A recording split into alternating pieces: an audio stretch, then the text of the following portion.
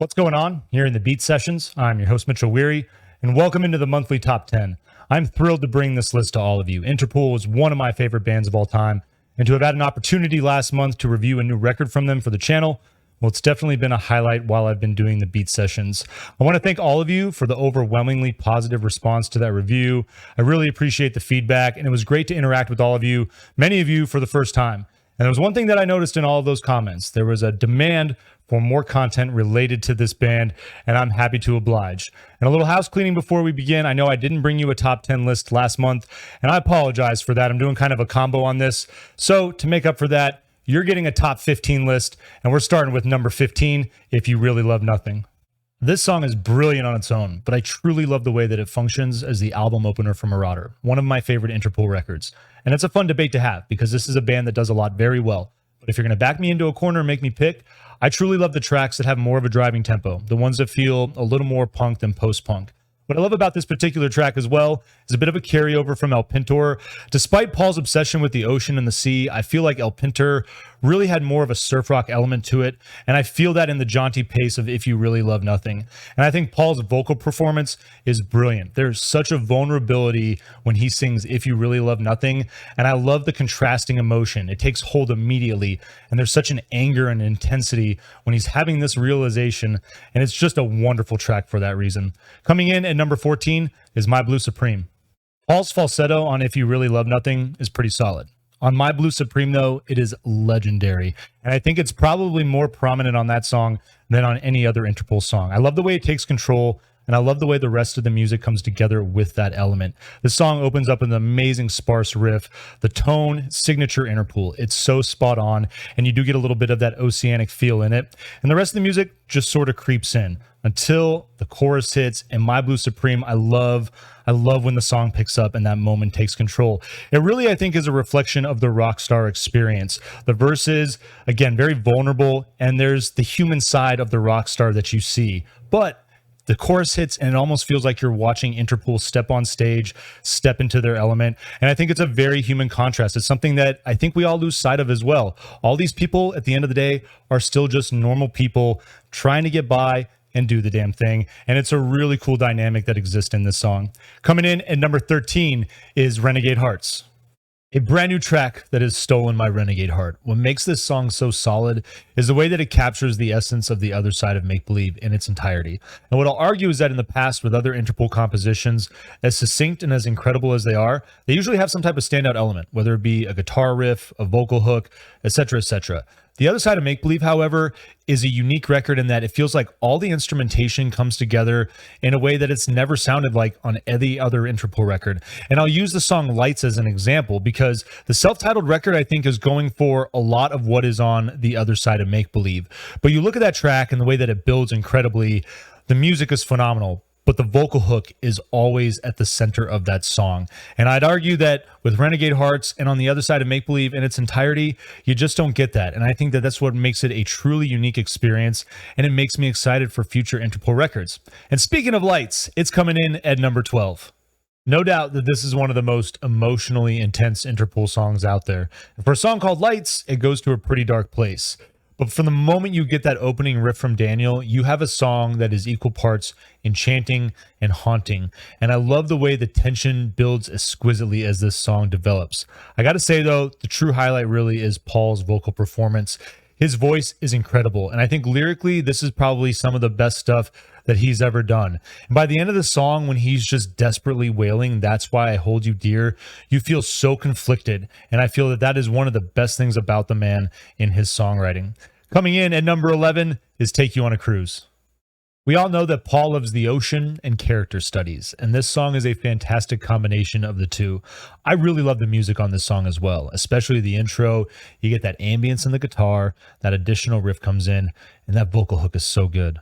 Timeless like a broken watch, and make money like Fred Astaire. Carlos D's bass moves in with that, and then he just goes to work in what I think is one of his best performances on record with this band. But what I really like about this song too is that it's kind of creepy, and Paul has that ability to write about seedy characters and just make them look so attractive. But this guy looks like a sociopath. This guy reminds me of Christian Bale in American Psycho. You get a very charming, presentable person in the verses, but then there's that turn in other parts of the song, especially in the middle. I am a scavenger. It goes to such a dark spot between the sheets of union. That's a great lyric, and I think that you really get that true macabre side of this character in the story, and it's just such a perfect song for that reason. Coming in at number 10 is Memory Serves. One of Paul's best qualities as a writer is his ability to make suffering sound so seductive, and Memory Serves is a beautiful example of that. I love the placement of this track on Interpol's self-titled fourth album as well. Following Opener's success, I'd argue that there's an excellent dynamic that's established between both songs that really reflects the feel and the balance of the remainder of that record. Success working with more of that early up-tempo Interpol feel, while Memory Serves shifts into the post-punk feel that the band adopted more with Our Love to Admire and their self-titled album. And it makes those early comparisons to Joy Division seem even more prescient. But I love the ferocious ambience of this song. Daniel just starts right off with that furious riff, and then Carlos and Sam settle into probably one of the most hypnotic grooves that they've ever recorded. But this is another track where I'll argue that Paul's vocal is the highlight. It definitely takes over, especially in the coda when he's desperately wailing, "It would be no price to pay." Just one of my favorite moments in the Interpol catalog. Coming in at number 9 is All the Rage Back Home. And I know this probably isn't the most exciting pick on this list. The lead single off of El Pintor, and with all the commercial exposure, I imagine that this song ends up on a lot of lists like this one. Might be like saying your favorite Zeppelin song is Kashmir, which, if it is, I don't think that's necessarily a bad thing.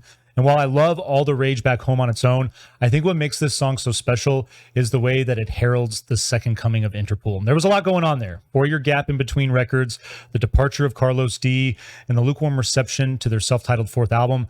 There were a lot of people, sadly including myself, that just didn't think there was much of a future left for Interpol. And I just remember feeling so nervous the first time I hit play on this video. And what I love about it now in hindsight is that everybody had to be a little more nervous and excited as that intro goes on for 50 seconds. But I just remember being so stoked with the video. It starts off with Paul barely bathed in light, just his silhouette there, and that opening signature riff. And then it builds that tension, that excitement, that where is Interpol going to go into the future? And then boom, it hits. And All the Rage Back Home really, truly is one of the best Interpol songs out there. Coming in at number 8 is Rest My Chemistry. A fine example of this band's ability to take something rather seedy and repulsive and just make it sound so damn sexy. On this particular track, we're looking at an individual who's coming down off a major cocaine bender, and in coming down, I'd argue that they're reevaluating the overall lack of meaning and purpose in their life. There's a great sense of conflict that's created in this song, because you can tell that this individual has some sense of compunction for their behavior, but I also would argue that it feels like they're not ready to right the ship, to correct that behavior. And I think that Paul does a really nice job of establishing a lot of that in his lyrics, but ultimately I'd argue that that paradox is manifested in the music. I love the way that Daniel's guitar just sneaks in to open this thing up. It almost kind of feels like the come up, and then it hits all the music, but it just sort of drifts along in this lackadaisical fashion, ultimately kind of like you're stoned. And I'd also argue that that feeling also captures what it feels like to be hungover in that fog, in that daze. And there's a great dynamic there that exists in that music. And I think that it really does a nice job of highlighting that conflict. And at the end, I really think that this is a character that isn't quite ready to move on from the booger sugar, unfortunately. Coming in at number 7 is the Rover.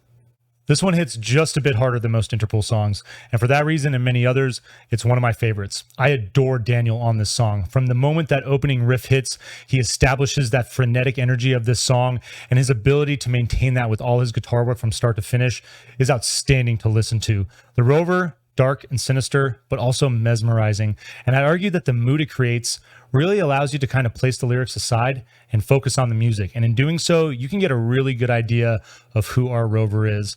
Rover is a term that's generally defined as someone who wanders aimlessly, but there's an archaic definition of it as well. A pirate. or a marauder, perhaps, if you will. But what I finally love about this song as well is the way it fits into the track list of Marauder. That album opens up with If You Really Love Nothing. Great up-tempo song, a little on the lighter side. I love when the Rover follows, and again, it hits harder and really establishes the solid up-tempo feel of this album in its entirety, and it's the reason that it really is one of my favorite Interpol records, besides Turn on the Bright Lights and Antics. Coming in at number 6 is Mr. Credit. I think it's well established by now that I prefer the dark and hedonistic side of Paul Banks, and there isn't a song on the other side of Make Believe that shows that side off better than Mr. Credit. This thing is ominous and jarring. I love the mood that it sets, and the lyrics are fun too, cryptic enough to leave it open to interpretation, but there's no doubt in my mind that at the center of this track is a pleasure seeker with a wanton agenda, someone who's absolutely up to no good. And what I love about the music is that it brilliantly captures that depravity. You have this loose open that comes together nicely, and this might be one of the best licks that Daniel's ever laid down. I love the way that this riff carries the track and the way that the different music moves around it. And I'll argue this thing is almost funky. I love the feel of it. There's a lot about this song that is vintage Interpol, but it's probably the freshest track on the other side of Make Believe and my favorite for that reason. Coming in at number 5 is NYC. Yes, the hard rock and up-tempo stuff is my favorite, but there's no denying that NYC is just on another level. From the moment the song opens, you're captivated by it. That opening progression is so elegant in its simplicity and so emotionally intense. This thing is haunting and melancholy, but it's also soothing, in a way uplifting and hopeful. There's an incredible range of feeling in that progression.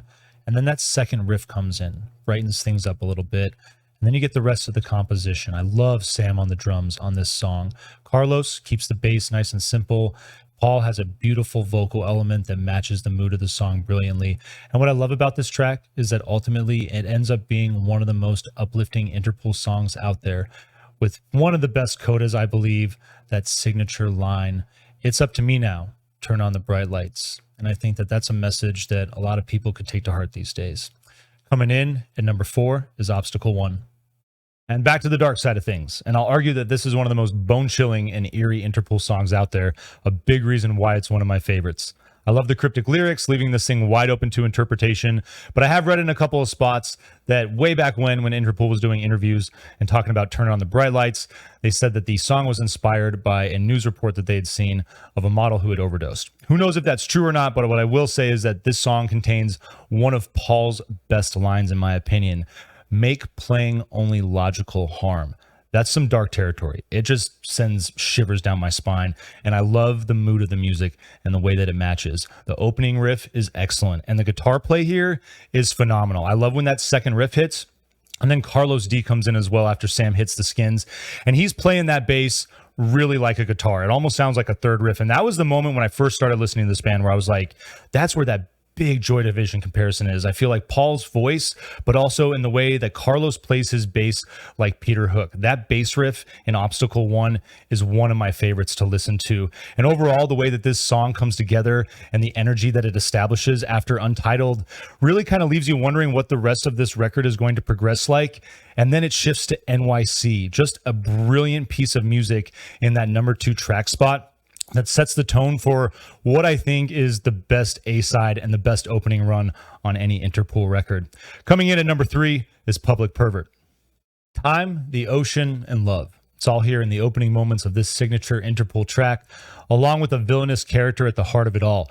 Thematically, there's a lot here that's similar to Take You on a Cruise, but over the years, I've always personally just been more drawn to the music on Public Pervert. I adore this composition, the dynamic between the verses and the chorus, and the way that it reflects the sociopathic nature of the character that we're looking at. I think the verses, calm, just sort of float along, really highlight that charming side of this person, and then they break down, and you get those lines.